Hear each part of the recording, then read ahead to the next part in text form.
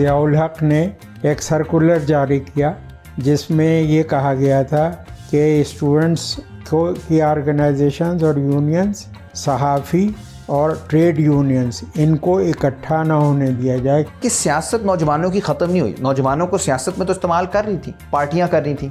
वो कहती थी कि जी हमारी दरियाँ बचाओ, आप हमारे लिए नारे लगाओ, ट्रोलिंग करो। इमरान खान कभी करवा रहा था, कभी कोई और पार्टी करा रही थी। ना तो फीसें पढ़ने देनी है ना वो, बल्कि ये डिमांड किया जाए कि नए कॉलेज, नए स्कूल। अभी जो स्टूडेंट मूवमेंट है उसके अंदर पॉकेट्स में क्लैरिटी है, लेकिन ज़्यादातर इस वक्त रेजिस्टेंस है। अस्सलाम वालेकुम ख़वातीन व हज़रात, आपका मेज़बान हारिस खलीक, और ये वही सिलसिला है जिसमें हम पाकिस्तान के 75 बरस मुकम्मल होने पर पाकिस्तान की फ़िक्री, फ़नी, सियासी और समाजी तारीख़ का एक रिकैप भी कर रहे हैं, उस पर नज़र भी डाल रहे हैं और आज के हालात भी ज़ेर बहस ला रहे हैं। ये ख़ास तौर पर आज का जो प्रोग्राम है वो हमारे लिए बहुत ही, मैं समझता हूँ, बायस बरकत है, क्योंकि हुसैन नकी साहब इसमें हमारे मेहमान हैं।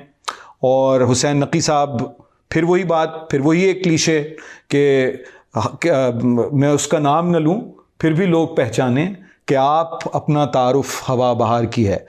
लेकिन ये क्लीशे, जैसे मैंने पहले कहा कि क्लीशे तो है ये शेर पढ़ना, मगर कुछ लोगों पर ये सादिक आता है, इसीलिए इनकी अहमियत होती है क्लीशेस की। साथ साथ उनके साथ डॉक्टर अम्मार अली जान हमारे साथ मौजूद हैं। अम्मार अली जान भी इस वक्त पाकिस्तान के एक नहायत अहम सियासी रहनुमा हैं, बाएं बाजू की सियासत से इनका ताल्लुक़ है। और ये पेशे के एतबार से नकी साहब तो यानी सहाफ़ी हैं और उसके साथ साथ इंसानी हकूक़ के लिए उनकी बेपनाह खिदमात हैं। अम्मार जान जो हैं ये एकेडमिक भी हैं और मुसन्निफ़ भी हैं। अम्मार की अभी ताज़ा तरीन एक मज़ामीन का मजमुआ इनका आया है, और साथ साथ ये इन्होंने पाकिस्तान में जो तलबा तहरीक को नए सिरे से मुनज़्ज़म करने का काम लाहौर से शुरू किया और फिर पूरे मुल्क में फैलाया। तो अगर नकी साहब, अगर आप इजाज़त दें तो पहला सवाल मैं आपसे पूछने के बजाय अम्मार से करूं और मैं आज की बात करूं, चूँकि ये तलबा यकजहती मार्च अभी हाल ही में हुआ है मुल्क भर में, कई शहरों में मुल्क के। और अम्मार, आपने एक नए सिरे से, यानी मैं ये नहीं कहूँगा कि आप वाहिद हैं, मगर आप उन सरकर्दा लोगों में हैं जिन्होंने इस तलबा तहरीक को पाकिस्तान में, ख़ास तौर पर तलबा यूनियंस की बहाली के मसले को उठाया और तलबा को मुनज़्ज़म करने का काम शुरू किया। तो अम्मार, आप ये जो रिवाइवल है या जो रिवाइवल की कोशिशें हैं उन्हें कैसे देख रहे हैं? और फिर एक ज़िमनी सवाल भी है, ये सवाल हम सहाफ़ियों की तंजीमों से भी पूछते हैं कि तलबा को इस सियासत का, तलबा की अपनी ज़िंदगी और उनकी अपनी तालीम को इसका क्या फ़ायदा है? चूँकि हमने जो माजी में देखा है, और फिर नकी साहब से आगे चलकर हम बात भी करेंगे, वो ये कि तलबा ने एक बड़ा पाकिस्तान की जमहूरी जद्दोजहद में और हकूक़ की जद्दोजहद में बड़ा एक कलीदी किरदार अदा किया है, मगर उनके अपने इसमें क्या इंसेंटिव क्या है कि वो इस तरफ आएँ? हमारे सुनने वालों में भी चूंकि बहुत से नौजवान और तलबा होंगे, तो ये मैं समझता हूँ कि ज़िमनी सवाल भी अहम है। बिल्कुल, बहुत बहुत शुक्रिया हारिस भाई सवाल का भी। और ये एक तो साबित करता है कि कोई अकेला किसी एक शख्स की नहीं है तहरीक, ये एक पूरी रवायत है। उसका आज भी हमें नज़र आ रहा है। नकी साहब बैठे हैं, ये पिछले 60-70 सालों से तहरीक चल रही है, बल्कि उससे भी आप पहले जा सकते हैं। हत्ता के जो हमारे फ्रीडम फाइटर्स हैं उनमें बहुत बड़ा नाम भगत सिंह शहीद का भी है, और वो भी स्टूडेंट मूवमेंट ही में से निकले हुए हैं। और इस तरह के कई लोग, फिर आप Pakistan movement, anti colonial movement. तो अहम बात यह है कि अगर 1980 की दहाई में तलबा तहरीक को ख़त्म किया गया, उसका ख़ात्मा किया गया, उस पर पाबंदी लगाई गई तलबा यूनियन पे, तो 2018-19 में क्यों इसकी रीबर्थ होती है? क्या वो वजूहात थी जिसकी बिना पर 2019 में कोई 55 शहरों के अंदर इस तरह से तलबा निकलें, तलबा तालबात ने पूरी एक रैलियाँ निकाली, तहरीक बनाई, गिरफ्तारियाँ दी। तो मैं कहूँ उसके लिए बहुत ज़रूरी है ये देखना कि पिछले जो 20-25 साल में एक डीपोलिटिसाइजेशन हुई, बल्कि मैं उसको कहूँगा एंटी पॉलिटिक्स, एक पूरा एक बयानिया आया कि जी ये सियासत जो है वो आपका काम नहीं है, नौजवानों का। नौजवान जो हैं वो पढ़ाई की तरफ जाएं, करियर का सोचें। वो देखें दंगा फसाद होता है कैंपसेस पे, और आप सिर्फ अपना पढ़ाई का सोचें, और अगर आप पढ़ेंगे सही तरह कल को अच्छी नौकरी मिलेगी, कल को आप ज़िंदगी में आगे जाएंगे। ये एक पूरा बयानिया था जो दिया गया था। अब इसको मेंटेन करने के लिए ज़ाहिर है मिलिट्राइजेशन भी हुई कैंपसेस की, कोई जी आउटसाइडर नहीं आएगा, हमने पूरा एक चेक रखना है। इंतज़ामिया को मजबूत किया गया, स्टूडेंट्स को कमज़ोर किया गया। होते होते पिछले 25-30 साल में नौजवानों को नज़र ये आया, और ये चीज़ मैं 2016 में जब वापस आया हूँ, तो जब पढ़ाना शुरू किया है पंजाब यूनिवर्सिटी और गवर्नमेंट कॉलेज में पढ़ा रहा था, तो उस वक्त ये नोटिस करना शुरू किया कि नौजवानों में शदीद बेगानगी थी। यानी आप पंजाब यूनिवर्सिटी में आप देखें इतने लोग आए हुए थे छोटे छोटे गांव से, कोई वजीरिस्तान से, कोई टोबा टेक सिंह से, कोई सिंध से, लेकिन वो तो बड़ी मेहनत करके आए अपनी पंजाब यूनिवर्सिटी इस उम्मीद से कि उनको ज़िंदगी में कोई मौका मिलेगा। लेकिन यूनिवर्सिटी के अंदर उन्हें हालात देखे, ना उनको सही पढ़ाई मिल रही थी, ना कोई मुस्तकबिल था। उनको नज़र आया कि वो अपने वालिद साहब वाली नौकरी कर नहीं सकते, ड्राइवर नहीं बन सकते, खेतों में काम नहीं कर सकते, और जो फ्यूचर की जो जॉब है जो मार्केट में, उसमें उनकी कनेक्शंस नहीं है। तो माजी से भी कट गए, मुस्तकबिल से भी कट गए, और ये जमूद एक है जो बहुत ज़्यादा लोगों की तरफ आया। दूसरी बात ये कि सियासत नौजवानों की ख़त्म नहीं हुई। नौजवानों को सियासत में तो इस्तेमाल कर रही थी, पार्टियां कर रही थी। वो कहती थी कि जी हमारी दरियाँ बचाओ, आप हमारे लिए नारे लगाओ, ट्रोलिंग करो। इमरान खान कभी करवा रहा था, कभी कोई और पार्टी करा रही थी। ऐसे में पॉलिटिक्स जो थी वो स्टूडेंट्स की बिल्कुल नहीं हो रही थी, अपनी उनकी नुमाइंदगी नहीं हो रही थी। हरासमेंट के केसेस बहुत फेमस हैं बलूचिस्तान यूनिवर्सिटी में, बाकी जगहों पे। इसी तरह जिस तरह मैंने यूनिवर्सिटीज़ की बात की, फ़ीस बढ़ रही थी और चीज़ें हो रही थी। एक टिपिक पॉइंट था जिसके अंदर बेरोज़गारी भी थी, बेगानगी भी थी, हरासमेंट भी थी, नस्ल परस्ती भी थी, मुल्लागर्दी भी थी कैंपसेस पे। तो ये सब उसके खिलाफ एक नफरत का इजहार आया है। उसके खिलाफ एक नफरत का इजहार है। नकी साहब, अगर मैं आपकी तरफ आऊँ, इससे पहले कि हम माजी में जाएं, ये बताइए कि वजह क्या रही। आपने तो कई मार्शल लॉ भुगताए हैं, और मतलब मुख्तलिफ सिविलियन और मार्शल लॉ डिक्टेटर्स की जेलें भी काटी हैं। तो ये वजह क्या थी, यानी ये क्यों इतने खौफजदा हैं तलबा की सियासत से? और ये 1984 में जो फाइनली एक तरह से पाबंदी लगी ज़ियाउल हक के ज़माने में, तो उसकी क्या, आपको क्या उसका वजह क्या समझ में आती है कि रियासत क्यों इतनी खाइफ है, या जो हमारे मौल्लिमीन हैं, असातिज़ा हैं, वो खाइफ हैं, यूनिवर्सिटी एडमिनिस्ट्रेशन खाइफ है, और किस बात से खाइफ है? सबसे ज़्यादा तो स्टेट खाइफ है तालिब इल्मों से, और इसका सबूत ये है, उसके सिलसिले में भी मैं जेल में रह चुका हूँ। तो वो ये है कि ज़ियाउल हक ने एक सर्कुलर जारी किया जिसमें ये कहा गया था कि स्टूडेंट्स की ऑर्गेनाइजेशंस और यूनियंस, सहाफ़ी और ट्रेड यूनियंस, इनको इकट्ठा ना होने दिया जाए, क्योंकि ये कम्बिनेशन बहुत लीथल है और ये नुकसान देगा। और कहा यह गया कि ये जैसे बाहर से मेरे ऊपर आया था, हालांकि ये सारे मुल्क में उन्होंने हर प्रोविंस के होम सेक्रेटरी को भेजा। यहाँ शाह साहब होते थे उस वक्त होम सेक्रेटरी, उनको भी ये था, तो उन्होंने जाहिर है कि इसको डाउन टू टाउन लेवल भी उन्होंने इस लेटर को सर्कुलेट कर दिया, इसकी कॉपीज़, कि आपको ये देखना है कि ऐसे ना हो। तो उससे ये पता लगता है कि स्टेट खाइफ है, और इसकी तारीख़ तो बाहर बिल्कुल ही शुरू ही से है कि स्टेट कितनी खाइफ थी इस वास्ते के वो उसमें मैं तारीख़ में जाना पड़ेगा। जी जी बिल्कुल जाऊँ मैं जी जी बिल्कुल जाइए तारीख़ में। बल्कि मैंने तो आपसे चूंकि बहुत से वाक़यात सुने हुए हैं, जो इतनी लंबी आपसे वाबस्तगी है, बड़ा एजाज़ की बात है मेरे लिए। तो वो आप जो बहुत सारे अपने वाइस चांसलर के साथ जो आपके मुकालमे हुए, वो भी मुझे बहुत दिलचस्पी है सुनने की। उससे पहले जो प्रो वाइस चांसलर थे अलीगढ़ यूनिवर्सिटी में, जहाँ मैं भी कुछ दिन पढ़ा, वो आ गए थे AB हलीम साहब, और वाइस चांसलर पहले बने सिंध यूनिवर्सिटी के, और उनके साथ वहाँ पे और भी कुछ तालिब इल्म भी आए थे। और उन्होंने यूनियन तो ख़त्म नहीं की, यूनियन बनाई, लेकिन वो एक तरीके से पॉकेट ऑर्गेनाइजेशंस में उसको कन्वर्ट करना चाहते थे हलीम साहब। हलीम साहब अगरचे इंस्टीट्यूट ऑफ इंटरनेशनल अफेयर्स के भी फाउंडर्स में से थे, यहाँ पाकिस्तान में भी, इंडिया में। तो उन्होंने यहाँ पर ये किया कि उन्होंने उस वक्त शुरू में बिल्कुल ही पाकिस्तान में इत्तेफाक ये है कि डॉ मेडिकल कॉलेज में यहाँ पर पिंडी से आए डॉक्टर डॉ मेडिकल कॉलेज कराची में, डॉ मेडिकल कॉलेज कराची एक तरीके से इनिशिएट वहाँ से हुई ये स्टूडेंट एक्टिविटी। और डीजे साइंस कॉलेज, ये दो ही ये थे, और तीसरा एसएम कॉलेज था, लेकिन वो अभी तक सिर्फ इंटर कॉलेज होता था, बाद में उसमें ग्रेजुएशन वगैरह शामिल हुआ। और एकदम से कराची की आबादी 3 लाख से 10 लाख हो गई थी तकरीबन जी, ये सिलसिला था। तो उन्होंने एक ऑर्गेनाइजेशन भी बनाई, डीएसएफ बन चुकी थी, और डीएसएफ आगे चल के 50s में एप्सो बनाई, ऑल पाकिस्तान स्टूडेंट्स ऑर्गेनाइजेशन, जिसमें उस वक्त ईस्ट पाकिस्तान का भी शमूलियत थी। और एप्सो को कराची के चीफ कमिश्नर एटी नकवी साहब ने बैन कर दिया। ये डीएसएफ चूँकि ये 50s की बात है, ये बिल्कुल 50s की, इब्तदाई 50s की बात है।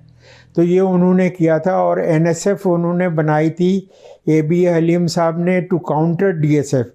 सरवर अभी बीना थी यहाँ पे, तो उसके वालिद डॉक्टर सरवर ये प्रेसिडेंट थे। ये इस वक्त 2 लोग ज़िंदा हैं, उसमें डॉक्टर हारून अहमद जो साइकियाट्रिस्ट हैं, बड़े प्रोफेसर थे वहाँ, और अदीबुल हसन रिजवी, ये उसके डीएसएफ के लीडर्स में से थे, जो SIUT के इस वक्त Sindh Institute of Urology and Transplant जो इनकी शोहरत है, ये जी उस वक्त थे। और रहमान अली हाशमी इंतकाल कर गए, जिन्हें पोस्ट ग्रेजुएट जिन लोगों ने शुरू किया यहाँ पे, और ब्लड बैंक वगैरह ये वहाँ पे शुरू किया था उन्होंने। तो इन लोगों ने डीएसएफ बनाई थी, और इसको ऑर्गेनाइजेशन इस तरीके से वो, क्योंकि उस वक्त सूरत हाल ये थी कि ये सिर्फ 2 इंस्टीट्यूशन थे जिसमें कॉलेज के अब कितने लड़के पढ़ सके। कराची यूनिवर्सिटी जो थी वो एक लड़कियों का मिडिल स्कूल था, उसके ऊपर कब्ज़ा किया था, बल्कि बाकायदा मिडिल स्कूल लड़कियों का, हिंदू लड़कियों के एक ट्रस्ट स्कूल था, उस पर कब्ज़ा कर लिया, और उसके हॉल में क्लासेस होते थे। शिबली अभी जो मर गया लंदन में, ये उस वक्त वहाँ पढ़ा था, कादरी सिबगतुल्लाह कादरी, घरेलू नाम था शिबली। अच्छा, तो शिबली इसको कहते थे। तो ये वहाँ पे सेक्रेटरी हुआ था, और शमीम वाइस प्रेसिडेंट हुए। उससे पहले अलीगेरियंस जो थे वो उनका, उस वक्त ग्रुपिंग्स अजीब किस्म की थी। उसमें था कि इलाहाबाद ग्रुप है, ये अलीगढ़ ग्रुप है, ये लखनऊ ग्रुप है, जो यूनिवर्सिटी से वहाँ से आए थे, और सिंध ग्रुप उसमें बिल्कुल गायब था लेकिन डीजे कॉलेज में था, सिंध स्टूडेंट्स थे, और शेख एक लड़का होता था जो उनके लीडर। बहला एनएसएफ इन्होंने बनाई to counter DSF and APSO, हमारे एबी हलीम साहब ने। और उसमें एलीट प्रेस के जो मालिक हैं और तिब्बत स्नो, ये दोनों ये जो लड़के थे, ये उनके, ये उसके एक सेक्रेटरी था, एक वाइस प्रेसिडेंट था। अब डीएसएफ बैन हो गई। डीएसएफ जब बैन हुई तो ज़ाहिर है एनएसएफ रह गई। एनएसएफ के ये दोनों लीडर्स जो थे ये ज़ाहिर है पास आउट कर रहे थे। तो हमें याद है कि शिबली था, बरक़ात, अबुल बरक़ात पढ़ाते थे वहाँ इंग्लैंड में भी, मेरा ख्याल इकोनॉमिक्स, लंदन स्कूल इकोनॉमिक्स में, ये शमीम, मतलब इस तरीके से बहुत सारे प्रोग्रेस, वदूद, महबूब अली, ये अभी रहमान अली हाशमी जो थे, ये एक तरीके से स्टूडेंट लीडर्स में से इंटरेक्ट करते रहते थे। तो हम लोग वहाँ थे। तो उन दोनों लड़कों ने ये कहा कि ये 56 हो गया अब, और इन्वेजन हो गया उसके ऊपर, नहर सुएज़ पे। तो उन्होंने हम लोगों को शामिल कर लिया था, वदूद, शिबली यानी सिबगतुल्लाह कादरी, बरक़ात और मैं, हम 4 लोग जो थे वो उन्होंने हमें एग्जेक्टिव में ले लिया था एनएसएफ की। तो हमने कहा कि साथ में ये हो गया कि जबलपुर के ऊपर भी मुसलमानों पे हमला हो गया। लोमम्बा, पैट्रिस लोमम्बा उससे पहले, उनका बाद में वाक़या हुआ, लेकिन मतलब अफ्रीका में भी मूवमेंट चल रहा था। तो कई जगह के ऊपर ऐसी एक्टिविटीज़ थी, और हम लोगों को उन्होंने एनएसएफ में इसलिए शामिल कर लिया कि अब स्टूडेंट ऑर्गेनाइज, आपकी तो ख़त्म हो गई ऑर्गेनाइजेशन, तो आप इसमें आ और जाइए। हम लोग जा रहे हैं। और उन्होंने कहा कि मतलब यानी ये कुछ कम रेडिकल या यूँ समझिए कि उन्होंने कहा कि ये शरीफ जो लोग हैं तो इनको उसमें शामिल कर लिया। बहरहाल वो ये हुआ कि सबसे पहला एक्टिविटी तो यही हुई कि नहर सुएज़ के ऊपर हमला हुआ है। तो हम लोगों ने कहा कि इसके ऊपर, बल्कि तिब्बत स्नो एक इतने बड़े कमरे में थी, सारा यहीं से 2 मशीनें लगी थी, एक पे पाउडर बनता था, एक पे क्रीम बनती थी, और इधर हम लोग बैठे हुए थे ऐसे ही जैसे इस वक्त सोफों में बैठे। और हम लोगों ने फ़ैसला किया कि जी हम कल जुलूस निकालें इसके ख़िलाफ़, नहर सुएज़ पे हमले के ख़िलाफ़। मुसलमानों के उसके ऊपर अटैक हो गया, एंग्लो अमेरिकन और सब, जाहिर है कि लेफ़्ट के लोग थे ये। तो वो जुलूस जो था उसमें हज़ारों लोग पब्लिक में शामिल हो गए। जहांगीर पार्क में हम लोगों ने जलसा किया तो उसमें हज़ारों लोग मौजूद थे वहाँ पर। तो ये भी हुआ था क्योंकि उससे पहले 56 का जब कॉन्स्टिट्यूशन हुआ, ये भी वहाँ पे उसका इजलास हुआ था। तो हमारा जलसा उससे भी बड़ा हो गया और लोगों का जुलूस निकला, उसके ऊपर उनकी बेवकूफ़ी से उन्होंने लाठीचार्ज कर दिया। और दूसरी बात ये हुई कि उस वक्त मेरा ख्याल है कि ये भी कोई वज़ीर थे, सोहरवर्दी साहब, या तो प्राइम मिनिस्टर थे या मेरा ख्याल है प्राइम मिनिस्टर हो चुके थे, लेकिन पहले भी थे वो कैबिनेट में। तो वहाँ पे जो गर्ल्स कांग्रेस का था ऑर्गेनाइजेशन, उसमें वदूद की छोटी बहन थी, शफ़ी एक साहब थे स्टूडेंट लीडर, उनकी बेगम थी, ये सब लोग उसके ऊपर उस गर्ल्स कांग्रेस की मेंबर्स थी। ये लोग अपना जुलूस लेके वहाँ पहुँच गए। तो उन्होंने बहुत प्रोटेस्ट किया कि हमारे लोगों को मारा गया है, ये हुआ है। तो वो एक तरीके से एकदम से NSF और गर्ल्स कांग्रेस जो थी, these became popular organisation of students. और NSF का जो कैरेक्टर था कि ये बनाई किसी काम के लिए गई थी और बिल्कुल ही तो आप लोगों ने एक तरह से उसमें घुसपैठिए का काम किया, DSF से आप NSF में गए और उस पर कब्जा कर लिया। हाँ, ये तो उन लोगों ने। अच्छा नकी साहब, मैं आपकी तरफ दोबारा आता हूँ क्योंकि अब 60 की दहाई पे फिर आएंगे अयूब खान के दौर पे। लेकिन अम्मार, यहाँ से जो एक सवाल पैदा होता है वो बहुत दिलचस्प है।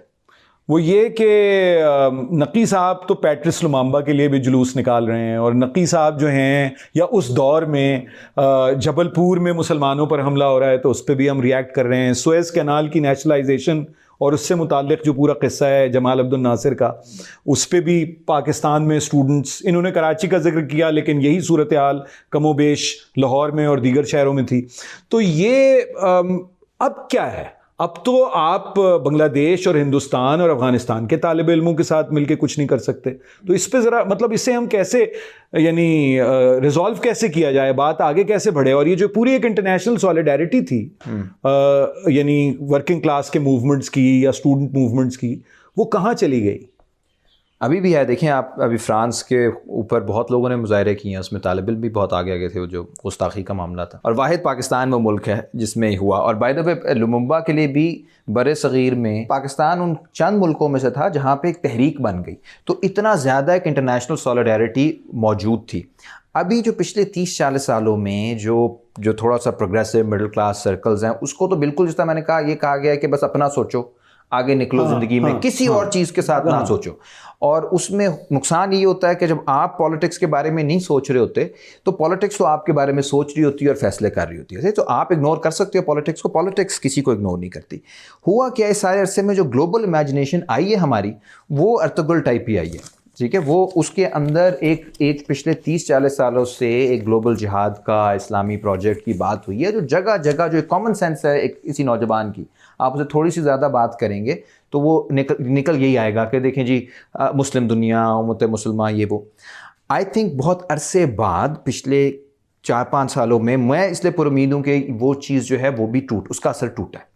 और पहली दफ़ा बहुत अरसे बाद एक डिस्कशंस हो रही हैं। फॉर एग्जांपल जो JNU में तहरीक चली मोदी के खिलाफ, जवाहरलाल नेहरू यूनिवर्सिटी में, उसका कन्हैया कुमार के आपको पाकिस्तान की हर यूनिवर्सिटी में फैंस मिल जाएंगे, बड़ी बात है, ठीक है। शैला रशीद के, फिर तो आप ये कह रहे हैं कि इसमें अम्मार सोशल मीडिया का भी एक दखल है, उसने भी यानी जो रेजिस्टेंस के मुख्तलिफ जगह मज़ाहिमत के जो न्यूक्लियस थे वो लोगों तक पहुंचाए हैं और उनको रिवाइव किया है। और जो बहरान आता है ना, ये एक हमारी तो रियासत का एक प्रोजेक्ट है मेमोरी को रेज करने का कि आपने बिल्कुल हाफजा लोगों से छीन लेना है, लेकिन जब जो बहरान आता है तो ये सारे जो माजी है ये भी वापस लोग कनेक्ट करते हैं इससे। तो अभी आप देखेंगे नकी साहब से सारे स्टूडेंट लीडर मिले हैं 2019 की मार्च के, आपको याद होगा, सब आपके पास आए थे, मिले थे। अब वो फिर रास्ता खुद ही बना लेता है इंसान। जब एक बहरान में हो, आप अपने माजी से, आपने इस माजी को तो रिजेक्ट कर दिया जो रियासत ने आपको दिया, क्योंकि उसने आपको हाल भी गंदा दिया है, मुस्तकबिल भी कोई आपको अच्छा नहीं लग रहा, फिर आप वापस जुड़ोगे और नौजवान जुड़ेंगे पाकिस्तान की अपनी तारीख में भी, इसी जो भी मूवमेंट्स बता रहे थे। तो आपको इसके इम्कानात रोशन नजर आते हैं। मैं जरा नकी साहब की तरफ जाता हूं, रहना चाहिए नजर ना भी आए। मैं नकी साहब की तरफ जाता हूँ और फिर दोबारा जाहिर है कि आपने ये जो बात की है मैं यहीं से शुरू करूँगा कि नज़र न भी आए तो पुरुम्मीद रहना चाहिए। मेरा ख्याल है बहुत आम नुक्ता है। नकी साहब ज़रा अब सन 60 की दहाई में आ जाइए। एक तो 53 में मेरे ख्याल है को कत्ल खूरेजी भी हुई थी, तालिब इल्म मारे गए थे। उसका ज़रा तज़किरा कर दीजिए। हुई उस वक्त थी क्योंकि डिमांड्स तो पहले से थी। तो मैंने जैसे बताया कि यूनिवर्सिटी नहीं थी, कहाँ एक उस स्कूल में कायम की गई, कॉलेजेस नहीं थे, स्टूडेंट्स इतने ज़्यादा कोई भर्ती नहीं कर सकता था, और एम्प्लॉयमेंट अलबत्ता ज़्यादा थी उस वक्त, क्योंकि बिल्कुल ही सेक्रेटेरिएट फेडरल भी बन गया था वहाँ पर, और ज़ाहिर सिंध का भी था, और AGPR का दफ्तर था, और AGPR के दफ्तर में आप अपना नाम लिखा देते और आप सीनियर क्लर्क हो जाते या असिस्टेंट हो जाते या क्लर्क हो जाते, तो आपको इतनी तनख्वाह मिलने लगी थी कि आप यूनिवर्सिटी की, कॉलेज की फ़ीस अदा कर सकें, और आप दिन में कभी किसी वक्त हाज़िरी लगाने चले जाएं, वरना किसी दोस्त को कह दें कि वो AGPR में आपकी हाज़िरी लगा दे। तो ये अवेलेबिलिटी थी कराची में, जो और शहरों में नहीं थी। और शहरों में यानी पिंडी का मैंने कहा, जैसे डॉक्टर अयूब इस वास्ते डॉम मेडिकल कॉलेज में वो one of the founders of DSF थे। इसी तरीके से कुछ लोग तो बाहर चले गए, डॉक्टर गालिब वगैरह, अली वगैरह, और भी बहुत सारे लोग, जो बाद में नसीम जो एडिटर थे हेरल्ड के, जो पहला स्टूडेंट का अखबार निकला, जो बाद में वापस आ गए थे पाकिस्तान में, पढ़ाया भी मेरा ख्याल है LSE में भी पढ़ाया या कहीं। तो ये लोग उस वक्त के स्टूडेंट लीडर थे। 60s में ऐसा था कि अयूब खान जब आए तो उन्होंने सियासी पार्टीज़ के ऊपर पाबंदी लगा दी। अब मैं जैसे बताया कि 56 में NSF लेफ्ट हो गई थी, तो NSF was also treated as a political party. इसको भी एक सियासी ऑर्गेनाइजेशन के तौर पे बंद कर दिया। हमारा एक छोटा सा दफ्तर था मौलवी मुसाफिर खान पे, इसका आधा एक दुकान ले ली थी किराए पे, तो वहाँ पे करीब थे सब लोग, तो वो उसके ऊपर भी पाबंदी लग गई थी। लेकिन जब पॉलिटिकल पार्टीज़ को रिवाइव किया इन्होंने, और पॉलिटिक्स रिवाइव की और अपना लोकल गवर्नमेंट का इलेक्शंस वगैरह अनाउंस किया, तो ज़ाहिर है NSF भी के ऊपर से भी पाबंदी हट गई।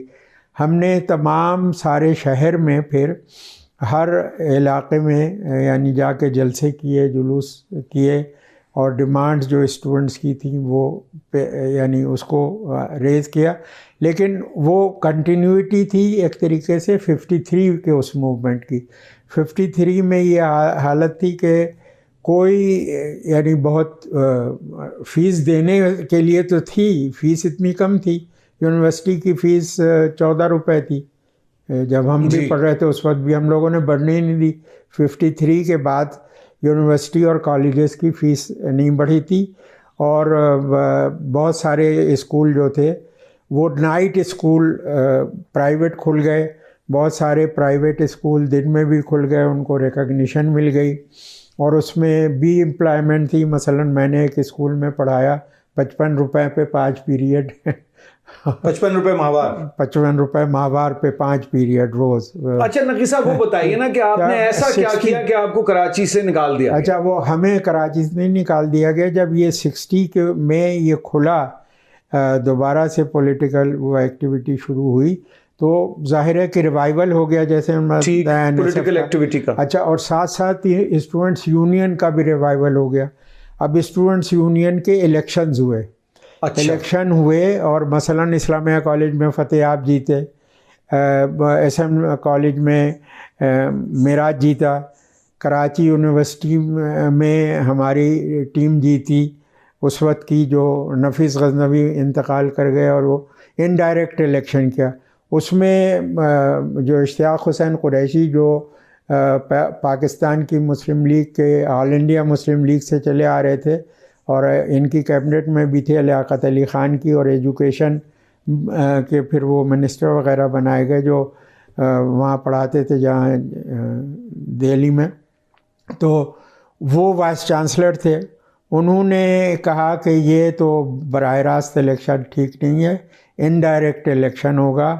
और उन्होंने कहा कि पहले काउंसिल इलेक्ट होगी और वो इलेक्ट करेगी अपने वो ऑफिस बेयरर्स को, प्रेसिडेंट सेक्रेटरी कंट्रोल करना चाह रहे हैं। तो बहरहाल वो भी कॉलेज बना दिया, इलेक्टोरल कॉलेज के। तो उसमें एक तो बैन था लड़का, लेकिन सेक्रेटरी नफीस गजनवी हुए और जॉइंट सेक्रेटरी इसी तरीके से। तो वो लोग जो थे वो ज़रा इनलाइटेंड लोग थे उन्होंने, लेकिन हमने उनको इस बात पे राज़ी किया कि तुम लोग ख़ुद ये मूव करो कि इलेक्शन जो होंगे वो डायरेक्ट होंगे और उसमें तमाम ऑर्गेनाइजेशंस भी हिस्सा ले सकती थी। NSF ने पहली बार कराची यूनिवर्सिटी में सपोर्ट ओपनली किया। ज़ाहिर है NSF ही से ताल्लुक़ थे जब इस्लामिया कॉलेज में ये हो गए थे, और वहाँ तो ICB बनाई, इंटर कॉलेजिएट बॉडी उस वक्त बनाई गई, उसमें फ़तेहाब सदर थे और ये मिराज फ़तेहाब अली ख़ान और मिराज मोहम्मद ख़ान, मिराज मोहम्मद ख़ान, ये दोनों इलेक्ट हो गए थे और ये ICB के लीडर थे।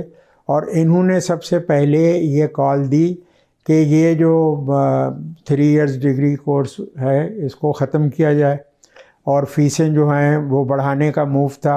एक ये मूव था, वो जो शरीफ कमीशन की रिपोर्ट आई थी जी, उसमें ये कहा गया था, और बहुत ही स्टूपिड बात थी, कि अगर आपने एक अच्छी शर्ट ख़रीदनी है मसलन एरो की, तो आपको अच्छे पैसे देने पड़ेंगे, लिहाजा अगर आपने अच्छी तालीम हासिल करनी है तो आप अच्छे पैसे दें। अब तो ये बाकायदा इन्फोर्स हो गया है, उस वक्त ये हमने इन्फोर्स नहीं होने दिया, इस वास्ते कि हम लोगों ने, मतलब ऑर्गेनाइजेशन ने, हम का मतलब है हमारी ऑर्गेनाइजेशन, तो हमने कहा कि ये तो नहीं हो सकता और ना फीसें बढ़ेंगी, ना किसी नए कॉलेजेस खोलो और ज़बरदस्ती भी खुलवाए। लेकिन कुछ ऐसे थे, जैसे राजा साहब महमूदाबाद ने सिराजुद्दौला कॉलेज खोला, तो उसमें अनलिमिटेड था कि कितनी लड़के भर्ती कर लिए जाएं। इस्लामिया कॉलेज AM कुरैशी, जो कुरैशी उधारा कहलाते थे उसको, तो वो इस तरीके के बहुत सारे कासिम उधारा और कुरैशी ये लोग उधार पे गुजारा करते थे। इन लोगों ने बिल्डिंगें किराए पे ली और कॉलेज खोली। हाँ, और डॉक्टर अपने जौहर हुसैन के वालिद करार साहब, हाँ, प्रोफेसर करार हुसैन, उसके वो कुरैशी में कम से कम ये थी कि वो कहता था कि मैं कॉलेज में नहीं जा सकता, वहाँ इतने आलिम लोग हैं, मुझे उनसे डर लगता है। अगर वो नीचे उतर रहे होते थे तो वो भाग जाता था। अब तो वो ऑर्डर करेगा जो एम्प्लॉयर है शायद आपको। लेकिन बहरहाल उस वक्त ऐसा था कि ये कॉलेज बहुत पॉपुलर हो गए। अब हबीब जालिब भी पढ़ता था फर्स्ट ईयर में, उस वक्त की बात है, और उस वक्त उसने इस्लामिया कॉलेज कराची में ये शुरू किया था। इसके वालिद इंफॉर्मेशन डिपार्टमेंट में थे, पब्लिकेशन में जी, इनके बड़े भाई मुश्ताक मुबारक साहब, मुश्ताक मुबारक साहब, छोटा भाई भी किसी महकमे में मुलाजिम था। बहरहाल उस वक्त ये हुआ कि ये डिमांड जो थी इसके लिए कि इसके लिए जुलूस निकाला जाए, तो जुलूस मतलब निकाला गया, जुलूस पहला निकाला गया, उसके ऊपर उसको बहरहाल थोड़ी दूर जाने की इजाज़त दी गई और ज़ाहिर है कि वो ये नारे वारे लगाए और उसके बाद वहाँ पे आके ख़त्म हो गया।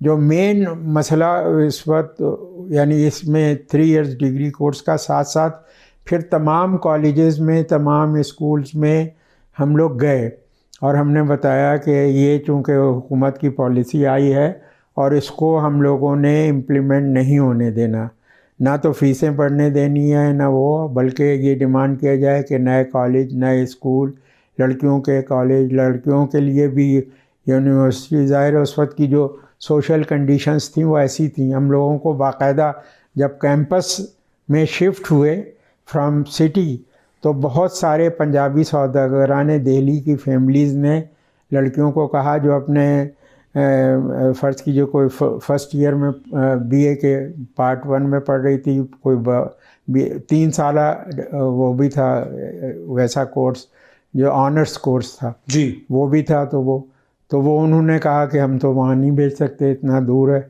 हम लोग घरों पे गए बाकायदा, जो कई लोग मिल के, और हर एक को उनके वालिदैन को ये अश्योर किया कि हम लोग ज़िम्मेदार होंगे, क्योंकि जेल से लेके और यूनिवर्सिटी तक सिर्फ मैदान था, सारा खुला हुआ था और कोई जी। अच्छा, मेरे मामू थे उस वक्त KRTC में सेक्रेटरी और रोड ट्रांसपोर्ट, तो मैंने उनको जाकर कहा कि कल से 12 बसें 12 पॉइंट से यूनिवर्सिटी के लिए चलेंगी, क्योंकि कैंपस शिफ्ट हो गया है। तो उन्होंने कहा हमारे पास तो टोटल इतनी है, हम तो नहीं चला सकते। मैं कहा फिर कोई भी बस नहीं चलेगी। रात में उन्होंने मुमानी से कहा कि देखो ये मुझे थ्रेट करके आया। मैं कहा थ्रेट नहीं है, बिल्कुल पक्की बात है, अगर कल से 12 पॉइंट से नहीं चली बसें तो आपकी कोई बस शहर में नहीं चलेगी। ऐसा होना चाहिए ना लीडर। तो वो ऐसे ही हुआ। अच्छा, तो फिर नहीं वो बताइए ना जो मैं आपसे पूछ रहा हूँ कि वो आपसे मुकालमा जो अच्छा हुआ। वो ये हुआ कि उन्होंने वो ये चाह रहे थे, यानी AIH कुरैशी ने ही किया बड़े ड्रामाई अंदाज में। वो उससे पहले हमारे एक साहब थे, मेरा ख्याल है बशीर साहब, जो यहाँ पे ये जो था क्या नाम है ट्रेनिंग कॉलेज, इसके वो थे, और वो वाइस चांसलर बनाए गए और उनको फिर हटा, यानी उनको जगह के ऊपर इनको लाया गया। अभी क्या नाम बताया मैंने, इश्तियाक हुसैन कुरैशी को। तो इश्तियाक हुसैन कुरैशी ने हम सब लोगों को बुलाया और बहुत आंसुओं से हमसे सिंपैथाइज़ किया, लेकिन साथ साथ हमें ये पता चला असिस्टेंट डायरेक्टर जो असिस्टेंट वहाँ पे थे, क्या रजिस्ट्रार, उनसे ये पता चला कि तुम सब लोगों को इन्होंने फारिग कर देना है यहाँ से। तो मतलब इनको पता है कि कौन लोग यहाँ पे यानी लाए हैं इसको, कैंपस को हम लोगों ने शिफ्ट कराया।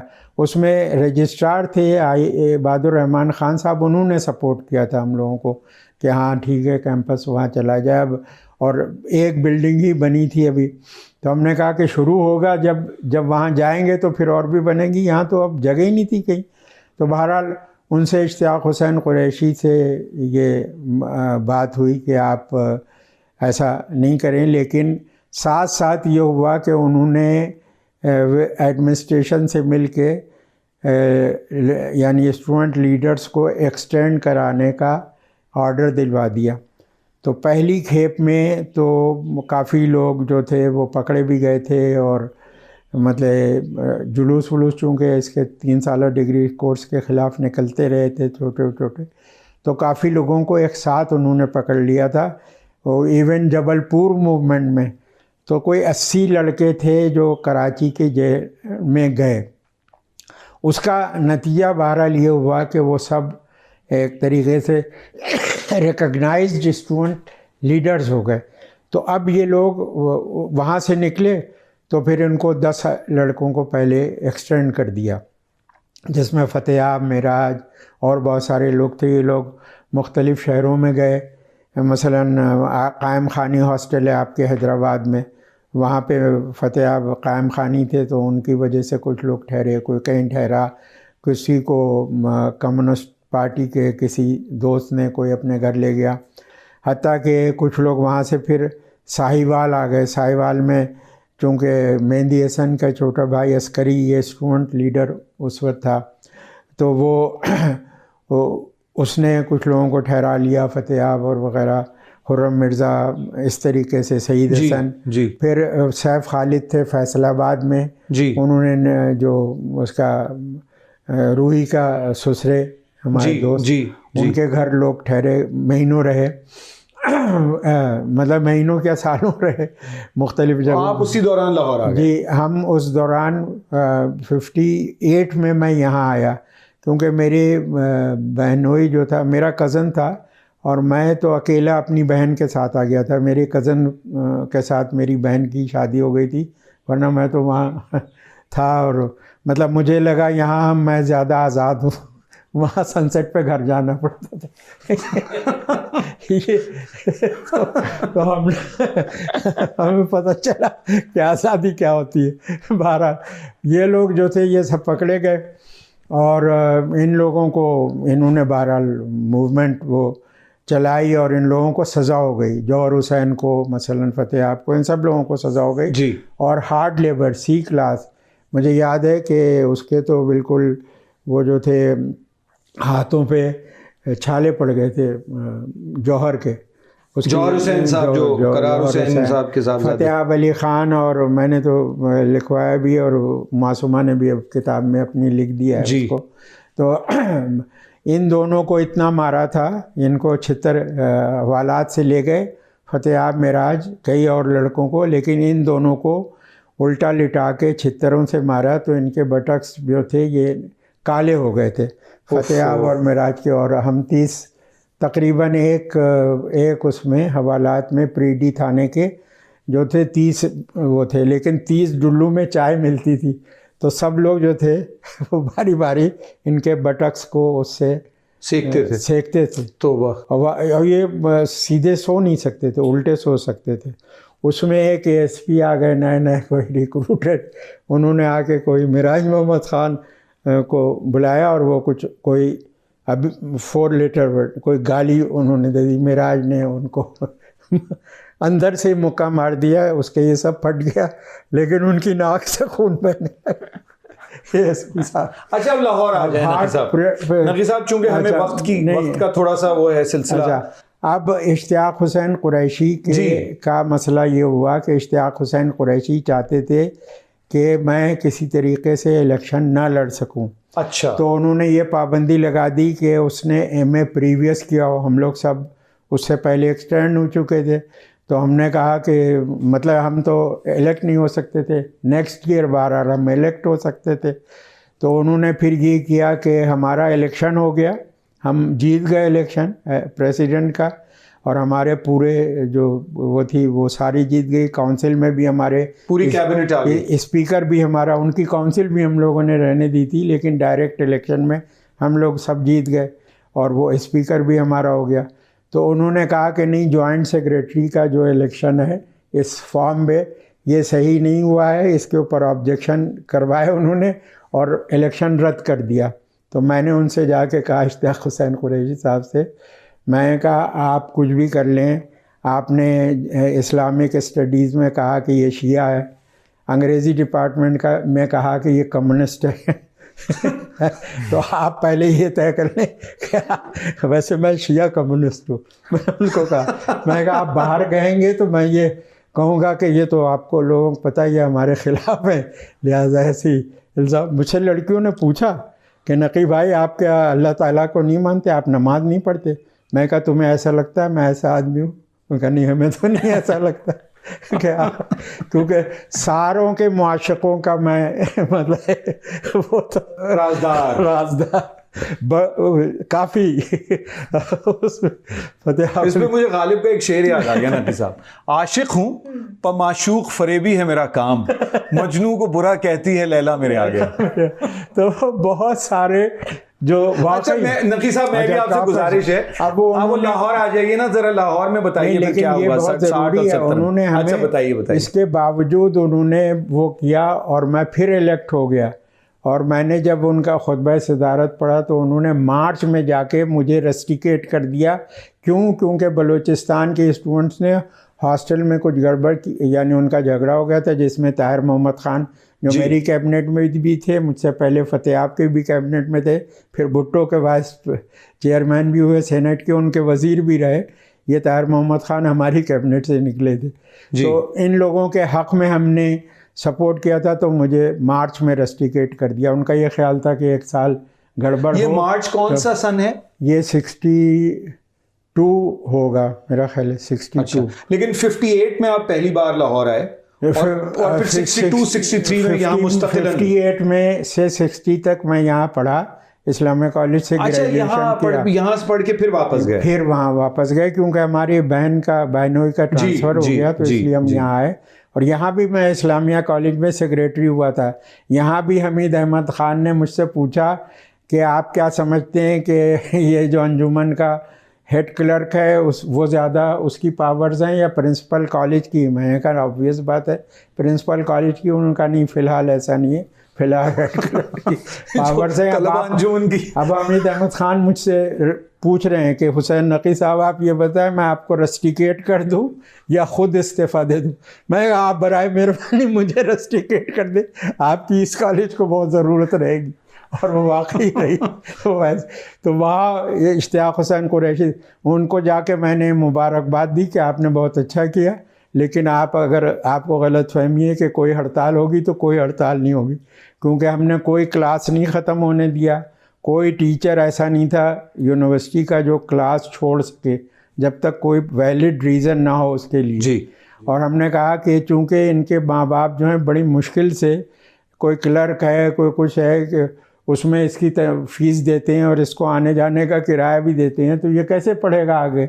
1 साल और अगर इसका बर्बाद हो गया तो आप देखें उस पीरियड में जब स्टूडेंट्स यूनियन थी तो कराची में कभी भी 2 साल का जो कोर्स था वो 3 साल में नहीं हुआ, मुस्तकिल ये हुआ। ये बात बिल्कुल ठीक है। फिर 4 साल इम्तिहान। जी, मेरी 4 साल की डिग्री जो है वो 6 बरस में हुई है जी, क्योंकि मैं ज़ियाउल हक के ज़माने में और फिर बेनज़ीर हमने तो ये होने नहीं दिया कि ये नहीं हो सकता। अच्छा, ये बड़ी दिलचस्प बात है। अम्मार, इस पे एक आखिरी सवाल आपसे, क्योंकि बहुत ही हमारी दिलचस्प और मज़ेदार गुफ्तगू रही।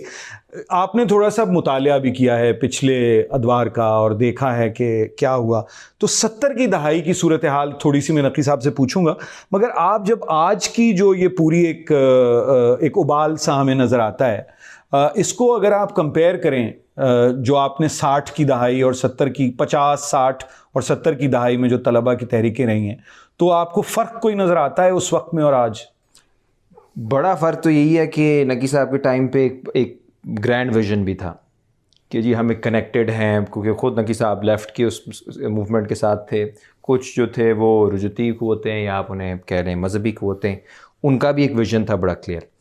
अभी जो स्टूडेंट मूवमेंट है उसके अंदर पॉकेट्स में क्लैरिटी है, लेकिन ज़्यादातर इस वक्त रेजिस्टेंस है। रेजिस्टेंस मिसाल के तौर पे थोड़ी सी हमने बात की जी, बलूचिस्तान में सेक्शुअल हरासमेंट का एक बहुत बड़ा वाक़या हुआ, उसके ख़िलाफ़ प्रोटेस्ट शुरू हो गए। तो रिएक्टिव है, ज़्यादा रिएक्टिव हैं। उधर पश्तूनों को अगर मार पड़ती है पंजाब यूनिवर्सिटी में, उसके ख़िलाफ़ मुजाहरा हो जाता है। कराची यूनिवर्सिटी से कोई बलोच उठाया जाता है उसके ख़िलाफ़। तो इस वक्त तो क्योंकि उस तरह की तंजीमें नहीं हैं जो कि ट्रेनिंग कर सकें, जो कोई बहुत बड़ा विज़न दे सकें, तो एक इमीडिएट लड़ाई ज़्यादा है।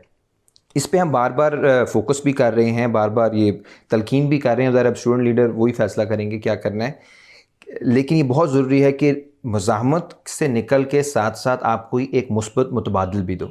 यानी फॉर एग्ज़ाम्पल हमारा एजुकेशन का क्या विज़न है, बिल्कुल ठीक है। स्टूडेंट यूनियंस का स्टूडेंट यूनियन तो वो उस स्टेज की तरफ हम बढ़ रहे हैं, करीब जा रहे हैं उस तरफ। ये जो आपने बात की थी कि नजर आए ना आए लेकिन उम्मीद रखनी चाहिए। लेकिन सिंध असेंबली में पास हो गया। पहले लोग कहते थे बिल्कुल नामुमकिन है, कोई इस पे बात भी नहीं हो सकती। यूनियंस की बहाली का बिल पास हो गया है। पंजाब असेंबली में वो लेकर आ रहे हैं, बलूचिस्तान में भी वो कह रहे हैं। कहने का मतलब है कि देखें ये तो एक बिल्कुल उन्होंने तो वाइप आउट क्या बिल पास हो गया? बिल यूनियन का बिल पास हो चुका है सिंध में। हाँ जी, सिंध में भी हो गया है, पंजाब में भी होने लगा है।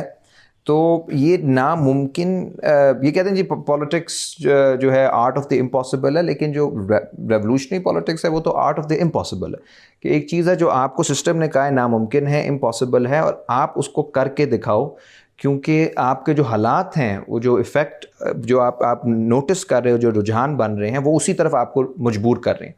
सो हो सकता है किसी को बाहर किसी शख्स को नज़र ना आ रहा हो, लेकिन जो स्टूडेंट्स हैं अगर वो कह रहे हैं कि यार हमारे लिए अब बिल्कुल इसको टॉलरेट करना नामुमकिन हो चुका है सूरत हाल को, तो उसमें चांसेस निकल आते हैं। एक और चीज़ अगर 60s के हवाले से 70s के हवाले से मैं कर दूँ अभी के उसमें कि उस वक्त जो महकूम कौमों का और जो प्रोग्रेसिव क़ुव्वतों का इत्तेहाद बहुत मजबूत था। नैप भी बाद में बन गई। ये उससे पहले जो अभी नकी साहब ने बात की कि बलोच स्टूडेंट्स के लिए आप कर रहे थे मुजाहरा जिसकी वजह से रस्टिकेट हुए, ये रिश्ता तो बिल्कुल ही टूट गया ना। क्योंकि वो पूरा बात होगी कि जो किसी के साथ कोई बंदा पश्तूनों के हक़ में, बलोचों के हक़ में बोलता ही है तो वो कहते हैं कि जी ये गद्दार है। लेकिन आई थिंक हमारे नौजवानों ने बहुत हिम्मत दिखाई है, वो पीटीएम के साथ भी खड़े हुए हैं। वो भी पिछले दिनों पंजाब यूनिवर्सिटी से एक लड़का उठाया गया, उसके लिए पंजाबी लड़कों ने धरना भी दिया। स्टूडेंट लीडर जो नया नया वकील बने हमारे हैदर भट्ट, वो उन्होंने केस भी दायर किया, उसको वापस लेकर आए। तो ये चीज़ें वापस आ रही है, ये रवायत, और इसी से मेरा ख्याल एक मजबूत एक मुतबादिल बन सकता है। नक़ी साहब, आपसे आखिरी सवाल मेरा इस सिलसिले में ये है कि आपने ज़िंदगी में तलबा की सियासत, ज़ाहिर है आपने सहाफ़ती सियासत भी की और सियासी अमल को बहुत नज़दीक से देखा, लेकिन आज का मौजू चूँकि तलबा की सियासत से मुताल्लिक़ है, आपने मुझे ये बताइए कि आपने जो एक अपनी ज़िंदगी का पहला जुलूस या हड़ताल या तलबा के हुकूक़ के लिए आवाज़ किस वक्त उठाई थी और कहाँ? पाकिस्तान में। नहीं, मुझे कुछ बचपन का भी कुछ ज़रा बताइए ना। हमने पहला जुलूस किस उम्र में निकाला था? चूंकि आपने तो इतना तलबा की सियासत में हड़ताल कराई थी। हमारे शिया कॉलेज में इब्न हसन जाटवी प्रिंसिपल थे और लखनऊ में। जी, हिंदू। आपकी उम्र क्या थी उस वक्त? उस वक्त होगी कोई 16-17 साल, ऐसे कुछ। 36 में मैं पैदा हुआ हूँ, ठीक, और 50 तक मैं वहाँ था। और ये तो हमारे 14 बरस के होंगे ना फिर आप? 14-15 बरस ऐसे ही। बहरहाल तो हड़ताल यूँ कराई कि इश्तियाक, ये जो थे इब्न हसन जाटवी साहब, हमारे यहाँ कॉमर्स के क्लासेस शुरू किए शिया कॉलेज में, और बीएससी के क्लासेस भी शुरू हुए। लेकिन बीएससी के क्लासेस में तो गुरबचन सिंह सिद्धू थे, जो बाद में इंडिया की काउंसिल ऑफ साइंटिफिक वो भी रहे चेयरमैन। तो हमारे यहाँ सिख हिंदू सब थे, लेकिन सुन्नी एक टीचर थे और वो कॉमर्स के थे, ताहिर साहब। उनको इन्होंने इब्न हसन जाटवी साहब ने कोई बदतमीज़ी की उनके साथ। वो इनके कमरे से निकले तो वो उनके कुछ आंसू से थे, तो वो किसी लड़के ने देख लिए। तो हम लोगों ने कहा कि हम लोग गए उनके पास कि सर क्या हुआ? तो बस वो बेचारे बहुत ही वो थे रस। तो हम लोगों ने कहा कि अब ये बंद है, और जब तक इब्न हसन जाटवी माफ़ी नहीं मांगेगा उस वक्त तक ये बंद करने वाला स्ट्रेटजी भी अच्छी लग रही है। ये भी बड़ा फ़र्क है। उसमें फिर हमारे सीनियर स्टूडेंट भी थे, नकवी साहब एक अमरोहे के, वो लोग भी सब शामिल हो गए। उनका हाँ ये ठीक है। तो आंसुओं से रो रहे थे इब्न हसन जाटवी। आपने उन्हें भी नहीं बख्शा? और उन्होंने माफ़ी मांगी। अल्लाह अल्लाह। क्योंकि अगर 3 दिन यूपी में ये था कि अगर 3 दिन कोई कॉलेज बंद रहेगा तो प्रिंसिपल का एक्सप्लेनेशन कॉल होगा कि यहाँ पे ऐसा क्या हुआ, तालीम क्यों नहीं दी जा रही? तालीम क्यों नहीं। अच्छा, यहाँ भी हमारा जो था बारगेन हुआ था इस ये कराची यूनिवर्सिटी में कि इश्तियाक हुसैन कुरैशी ने पूछा कि अच्छा उन लड़कों को मैं उनका रस्टिकेशन माफ़ कर दूं तो आपका कर दूं? तो मैंने कहा ये भी मुझे मंजूर है, आप यूं कर दे। तो वो बलोच स्टूडेंट्स रस्टिकेट नहीं हुए, बलूचिस्तान से जो आए थे जी, और आप हो गए। अच्छा, वो सब वापस रख लिए। अच्छा, एक ज़िम्नी आखिरी सवाल, क्योंकि हमने बहुत वक्त ले लिया, लेकिन ये कि 1958 से आपका वैसे बहुत शुक्रिया कि आपने हमारे लिए इतना वक्त निकाला, लेकिन 1958 से 60 जब आप इस्लामिया कॉलेज में यहाँ प्रिंसिपल हुए तो अमीन मुगल वगैरह सब यहीं थे? अमीन मुगल साहब नए नए आए थे और वो हमें से हाँ वो हमें पढ़ा रहे थे ये कंपोजिशन। अच्छा, नहीं तो यहाँ जब आप सेक्रेटरी हुए यहाँ तो उसी वक्त मार्शल लॉ लगा अयूब का? एरिक सिप्रियन साहब को वाइस ये जो थे हमीद अहमद खान साहब, इन्होंने कहा कि कॉन्स्टिट्यूशन बनाए। हमारे यहाँ भी कॉलेज में यूनियन होनी चाहिए, क्योंकि ये कॉलेज सेपरेट हुआ था। ग्रेजुएशन आके डीएवी कॉलेज तो आपने बनवा ली यहाँ भी यूनियन? हम लोगों ने बनवा। बहुत बहुत शुक्रिया नकी साहब, मैं बहुत ममनून हूँ, आपका शुक्रगुजार हूँ, आपने इतना वक्त निकाला। और अम्मार अली जान आपका भी। और ख़वातीनो हज़रात, ये एक लामुतनाही गुफ्तगू हो सकती है नकी साहब के साथ, चूँकि इन्होंने जो हवाले हमें दिए हैं, अभी तो आज तो सिर्फ लखनऊ, कराची और लाहौर का ही तस्करा हुआ, वो भी पूरा नहीं हो सका, वरना जो दीगर इन्होंने मुल्क में जिस तरह से इंसानी हुकूक की तहरीक को मुनज़्ज़म करने में जो किरदार अदा किया है वो बेमिसाल है, बेनज़ीर है। अम्मार, मैं बहुत शुक्रगुजार हूँ आपका कि आपने भी वक्त निकाला और कुछ उम्मीद बंधाई। और मैं समझता ये हूँ कि किसी और प्रोग्राम में हम जो पाकिस्तान में, चूँकि आज माहौल ऐसा था कि हमने बाएं बाजू के अदसे से या ज़रा लिबरल प्रोग्रेसिव अदसे से जो इंसानी हकूक़ की और तलबा के हकूक़ की सियासत हुई है उस पर नज़र डाली है। हम ये भी देखना चाहेंगे इसी प्रोग्राम पॉडकास्ट की किसी और कड़ी में कि दाएं बाजू की सियासत पाकिस्तान में तलबा की कैसी रही है और उनका इन मामलात के बारे में इस वक्त क्या तज्जिया है। मैं आप दोनों मेहमानान का बहुत तहे दिल से शुक्रगुजार हूँ, ममनून हूँ कि आपने वक्त निकाला। बहुत बहुत शुक्रिया ख़वातीन व हज़रात।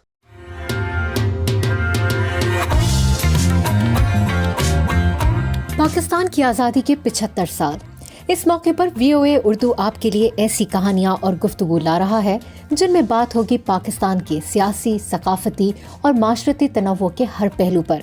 हम पेश करेंगे मुख्तलिफ नुक्ते नज़र और फ़िक्र अंगेज़ ख़यालात। इस तारीखी मौके पर VOA उर्दू की नशरियात सुनते रहिए। इस खुसूसी पॉडकास्ट की अगली किस्त में हम बात करेंगे पाकिस्तान में गैर मुनाफा बख्श और शहरी तंजीमों ने माशरे की तामीर और तरक्की में क्या किरदार अदा किया है।